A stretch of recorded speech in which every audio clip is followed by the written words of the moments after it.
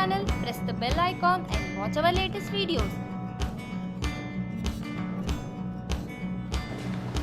ಒಂದು ಲೋಟದಷ್ಟು ಉದ್ದಿನ ಬೇಳೆನ 4 ರಿಂದ 5 ಗಂಟೆ ನೀರಿನಲ್ಲಿ ನೆನೆಸ್ಬಿಟ್ಟು ಎತ್ತಿಟ್ಕೊಂಡಿದ್ದೀನಿ. ಗ್ರೈಂಡ್ ಮಾಡ್ಕೊಳ್ಳೋಕ್ಕೀಗ ನೆನೆಸಿಟ್ಕೊಂಡಿರೋ ಉದ್ದಿನ ಬೇಳೆ, ಖಾರಕ್ಕೆ ಎಷ್ಟು ಬೇಕಷ್ಟು ನೋಡಿಕೊಂಡು ಹಸಿರು ಮೆಣಸಿನ್ಕಾಯಿ ಇದಿಷ್ಟನ್ನು ಹಾಕ್ಬಿಟ್ಟು 1 ಅಥವಾ 1.5 ಟೇಬಲ್ ಸ್ಪೂನಷ್ಟು ನೀರು ಹಾಕ್ಬಿಟ್ಟು ಗಟ್ಟಿಯಾಗಿ ಗ್ರೈಂಡ್ ಮಾಡ್ಕೋಬೇಕು. ನೋಡಿ, ವಡೆ ಬ್ಯಾಟರು ಇಷ್ಟೇ ಗಟ್ಟಿಯಾಗಿ ಬರಬೇಕು. ಜಾಸ್ತಿ ತೆಳ್ಳಗಾಗಿಬಿಟ್ರೆ ವಡೆ ಶೇಪ್ ಚೆನ್ನಾಗಿ ಬರೋದಿಲ್ಲ.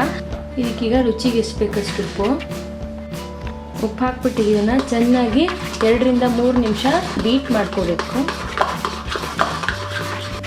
ಇದನ್ನೀಗ ಅರ್ಧ ಗಂಟೆ ಫ್ರಿಜ್ನಲ್ಲಿ ಎತ್ತಿಟ್ಕೋಬೇಕು. ಫ್ರಿಜ್ನಲ್ಲಿ ಇಟ್ಟರೆ ವಡೆ ತುಂಬ ಸಾಫ್ಟ್ ಮತ್ತು ಕ್ರಿಸ್ಪಿಯಾಗಿ ಬರುತ್ತೆ. ಅಕಸ್ಮಾತ್ ನಿಮ್ಮ ಹತ್ರ ಟೈಮ್ ಇಲ್ಲ ಅಂದರೆ ಇದಕ್ಕೆ ಇನ್ನೇನೇನು ಮಿಕ್ಸ್ ಮಾಡಬೇಕು ಹೇಳ್ತೀನಿ. ಅದನ್ನೆಲ್ಲ ಮಿಕ್ಸ್ ಮಾಡಿಬಿಟ್ಟು ತಕ್ಷಣ ಎಣ್ಣೆಯಲ್ಲಿ ಕರ್ಕೋಬೋದು. ಅರ್ಧ ಗಂಟೆ ಆಗಿದೆ. ಈಗ ಫ್ರಿಜ್ಜಲ್ಲಿ ಇಟ್ಬಿಟ್ಟು ಇದನ್ನು ಮತ್ತೊಂದು ಸತಿ ನೀಟಾಗಿ ಮಿಕ್ಸ್ ಮಾಡ್ಕೋಬೇಕು.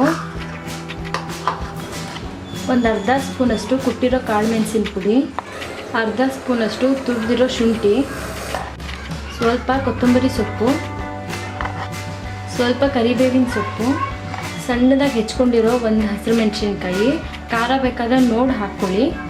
ಇದಿಷ್ಟನ್ನು ಮತ್ತೆ ಈಗ ಚೆನ್ನಾಗಿ ಮಿಕ್ಸ್ ಮಾಡ್ಕೋಬೇಕು.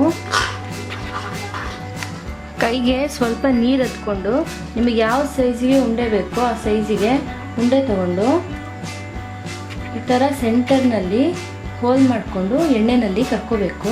ನೋಡಿ, ಈ ಥರ ಮಾಡಿಕೊಂಡು ಎಣ್ಣೆಯಲ್ಲಿ ಕರ್ಕೋಬೇಕು.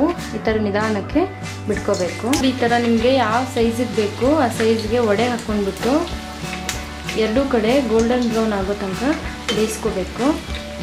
ನೋಡಿ, ಈಗ ವಡೆಗಳು ಈ ಕಲರಿಗೆ ಬಂದರೆ ಸಾಕು. ಇದನ್ನು ತೆಕ್ಕೋಬೇಕು. ಇವಾಗ ಉದ್ದಿನ ವಡೆ ಈಗ ರೆಡಿ ಇದೆ.